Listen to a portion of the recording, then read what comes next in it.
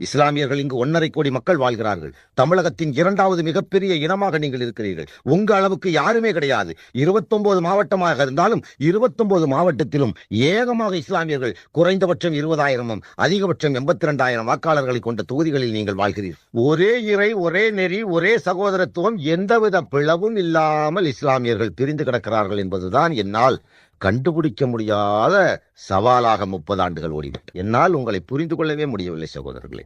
ஆனால் நம்ம ஏன் ஒன்றாக இணைந்து ஒரு அமைப்பின் கீழ் செயல்பட முடியவில்லை? நமக்குள்ள ஒத்துமை இல்லை பேசியே செத்தோம். உன் தலைவனை என்னைக்காவது நீ தேர்ந்தெடுத்திருக்கிறாயா? இஸ்லாமிய இளைஞனே, இஸ்லாமிய பெரியோர்களே, நீ உனக்கு விருப்பமான உன் உணர்வுகளை பிரதிபலிக்கக்கூடிய ஒரு தலைவனை தேர்ந்தெடுத்திருக்கிறாயா? உங்களால் தேர்ந்தெடுக்கப்பட்ட தலைவன் உண்டா? உனக்கு திணிக்கப்பட்ட தலைவர்களால் தான் உன்னுடைய சமுதாயம் கெட்டது என்பதை நீங்கள் இன்னும் ஏன் உணர்வில்? சமூகமே இப்படி நக்கி தின்கின்ற பிழைப்புவாதிகள் தான் உங்கள் சமூகத்தின் வழிகாட்டி என்றால் இந்த சமூகத்தில் பிறந்ததை விட இறந்து பிணமாக போவது மேலானது என்பதுதான் என்னுடைய கருத்து. உன்னுடைய உரிமைகளை பற்றி சிந்தித்தீர்களா?